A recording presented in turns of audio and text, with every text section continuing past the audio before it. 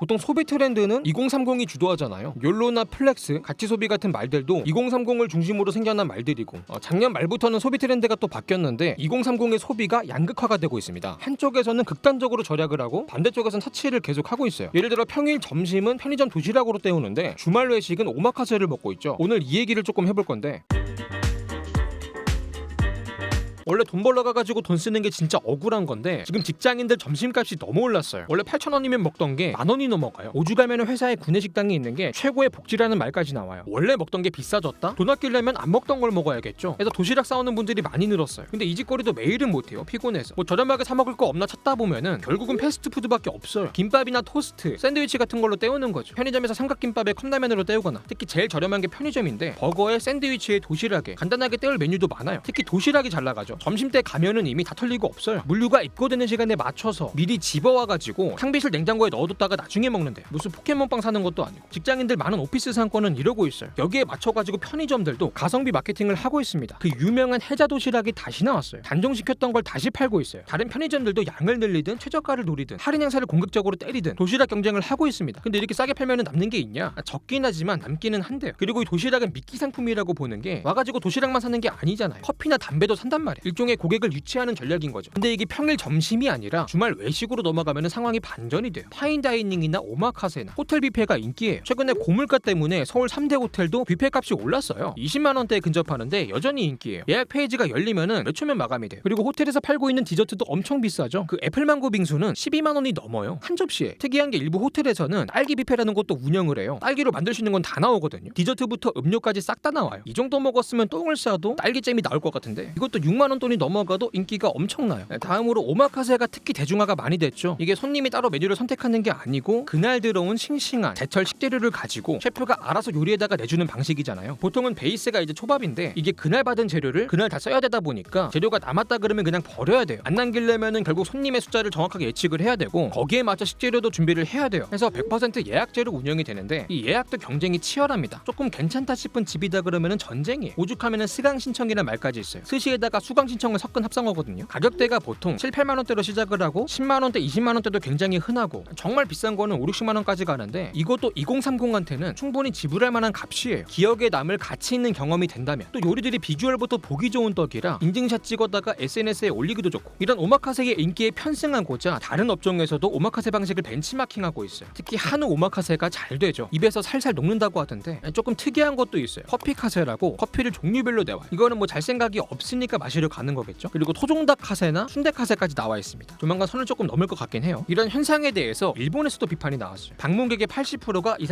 30대 커플인데 이게 SNS 업로드까지 포함이 된 가격이다. 한국 청년들이 평소에는 컵라면으로 때우면서 데이트할 때는 사치와 허세를 부린다. 뭐 이런 식으로 비판을 하더라고요. 아니 지네들 청년들이나 조금 챙기지. 거기도 꽤 힘든 걸로 아는데. 어쨌든 이게 먹는 거 말고도 소비 전체에서 양극화가 되고 있어요. 요새 카톡 오픈 채팅방 중에서 거지방이라는 게 있대요. 모르는 사람들이랑 지출 내역을 공유하고 피드백을 주고받는 채팅방인데 과소비를 하면은 질책을 받아요. 조금 유머러스하게. 약간 놀이문화 느낌이 조금 있어요. 근데 이게 익명이라서 창피할 것도 없고 유머가 섞이니까 피드백도 기분이 안 나빠요. 절약이라는 힘든 과정을 놀면서 해학적으로 풀어내는 거죠. 보다시피 2030이 사치만 하는 게 아니고 필요할 땐 이런 지혜도 발휘가 되는 것 같아요. 그리고 또 다른 놀이문화 중에서 무지출 챌린지라는 것도 있습니다. 예를 들어 오늘 하루는 10원도 안 쓰겠다. 이런 목표를 정해놓고 도전을 하는 거죠. 이 과정을 SNS로 공유하면서 절약을 놀이로 풀어내고 있고요. 이 쇼핑도 최대한 저렴하게 하려고 해요. 최근에 중고거래나 공동구매 사용량이 늘고 있어요. 요새는 또 리퍼브 제품도 많이 찾는데요. 전시용으로 썼거나 반품 처리가 됐거나 유통기한이 임박한 상품처럼 품질은 전혀 이상이 없지만 정상 판매가 어려운 제품들이 리퍼브 제품으로 많이 팔리고 있죠. 이런 것만 취급하는 인터넷 쇼핑몰도 있고 아예 오프라인 마트까지 나와 있습니다. 신기하죠?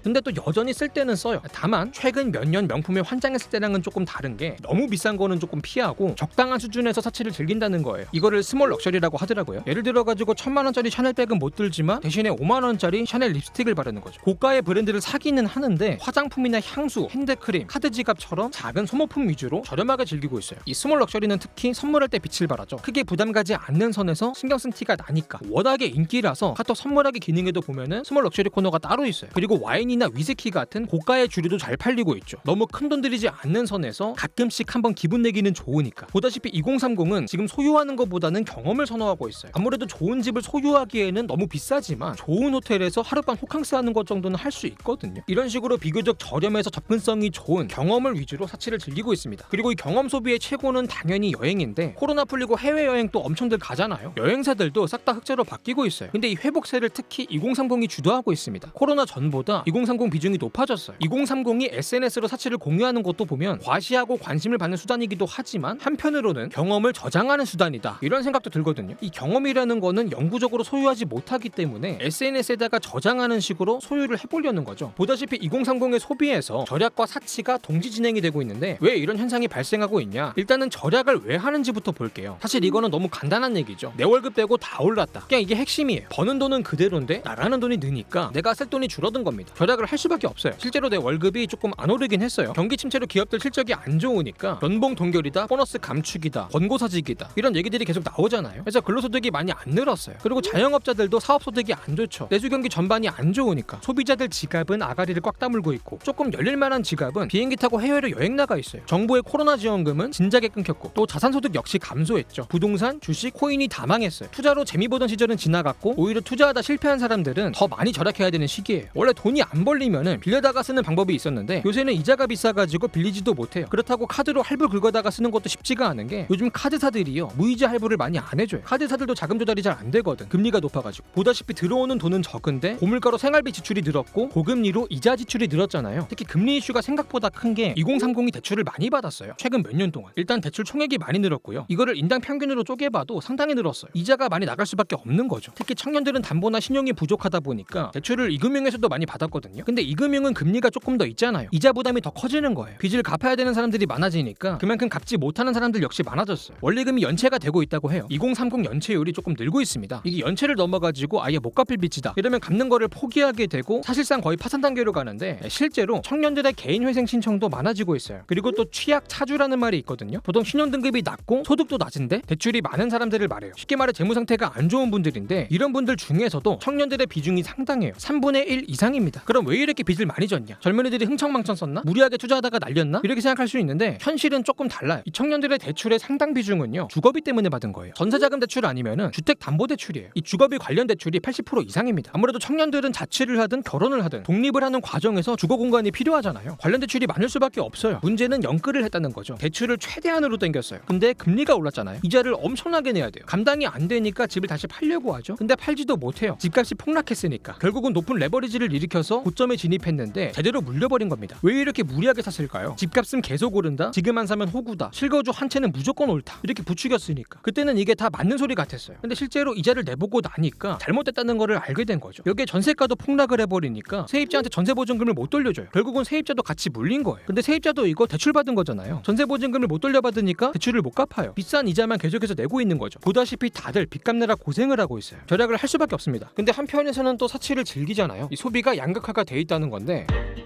이게 절약만 하는 분들이 있고 절약을 할 필요가 없이 사치를 하는 분들도 있겠죠. 보통은 소득이나 자산이 많은 계층은 고물가나 고금리의 타격을 덜 받기 때문에 여전히 사치를 즐기고 있을 것 같아요. 근데 반대의 경우는 절약이 반강제가 되다 보니까 두 가지 소비가 동시에 관찰이 되는 거죠. 그리고 같은 사람이라도 어떤 부분에선 절약을 하고 또 어떤 부분에서는 사치를 할 수 있거든요. 내가 절약은 하지만 가치 있는 소비까지 포기할 순 없다. 커피 조금 덜 마시고 오마카세 한번 먹겠다. 가치가 조금 적은 부분에서는 절약을 하고 그 돈으로 하고 싶은 거는 계속 해야겠다, 이런 경우도 많이 보이고요. 근데 이게 양극화가 되어 있다는 거는 중간이 없이 뭐 아니면 도라는 거잖아요. 저렴이 아니면은 프리미엄이고 가성비가 아니면은 가심비예요. 여기에 맞춰가지고 유통업계도 양극화가 되고 있습니다. 절약하는 사람을 상대로 가격 경쟁을 하거나 사치하는 사람을 상대로 고급화를 하고 있어요. 실제로 명품 시장에서 대중들이 대거 이탈을 하고 진짜 배기들만 남은 상황이 되니까 백화점들도 고급화에 박차를 가하고 있어요. 중저가 브랜드는 온라인으로 돌려버리고 고가의 브랜드 매장을 늘리고 있습니다. 반대로 대형마트나 편의점은 최저가 경쟁, 가성비 경쟁을 하고 있죠. 당당치킨이나 해자도시락이 그렇게 나온 케이스고, 다만 하지만 소비가 양극단으로 치우치다 보니까 최저가도 안 되고 고급화도 안 되는 애매한 브랜드나 상품의 경우는 조금 고전을 할 것 같아요. 최저가 아니면 비싼 것만 사니까. 근데 이 청년들은 절약을 할지언정 사치를 포기하지 않는 이유가 뭘까요? 이게 원래 전 세계 어디를 가나 소비라는 거는 청년층이 주도하는 게 맞거든요. 아무래도 새로운 서비스가 나와도 금세 적응을 하고 주변에서 뭐를 했다 그러면은 바로 따라하고 소비 패턴에 대한 모방과 학습, 공유가 굉장히 빨라요. 이게 특히 SNS가 등장하면서 더 빨라졌고, 그리고 2030은 기본적으로 소비력이 좋습니다. 아무래도 한창 경제 활동을 하고 돈을 버는 나이인데 그에 반해 고정 지출은 비교적 적은 나이대거든요. 내가 부양하는 가족이 없으니까 그만큼 내가 쓸 수 있는 돈이 많은 편이에요. 물가가 올랐어도 생활비만 조금 절약하면은 나머지는 유연하게 쓸 수가 있는 거죠. 근데 이게 결혼하고부터는 조금 힘들어지는데 그 유부남들이 용돈을 얼마를 받는다 이런 얘기들 많이 하잖아요. 이게 결혼을 하면은 부양 가족이 생기고 양가 부모님의 자녀들 챙기기도 빠듯해지니까 이때부터는 나를 위해 돈을 쓰는 게 힘들어져요. 그래서 용돈 얘기가 나오는 거고. 근데 20대는 보통 부양 가족이 없잖아요. 오히려 부양을 받는 쪽이 부모님 집에 얹혀 살고 있으니까 주거비며 식비, 생활비가 안 나가요. 보통은 이런 생활이 30대가 되면 끝나는데 요새는 30대까지도 이어집니다. 결혼을 잘 안 하잖아요. 해도 애를 안 낳거나 늦게 낳고. 그렇게 부양하는 가족이 주니까 내가 번 돈을 날 위해 쓸 수가 있어요. 특히 1인 가구가 증가하면서 부양 가족이 없는 2030이 더 많아지고 있고 이 계층의 소비력은 더 좋아질 수밖에 없는 거죠. 그렇게 1인 가구를 중심으로 타인보다는 나를 위해 소비하고 내가 중심이 되는 소비를 하게 된 겁니다. 그렇게 나 자신에게 돈 쓰는 걸 아끼지 않고 내가 가치가 있다고 생각하는 거에 돈 쓰는 거를 아까워하지가 않아요. 왜?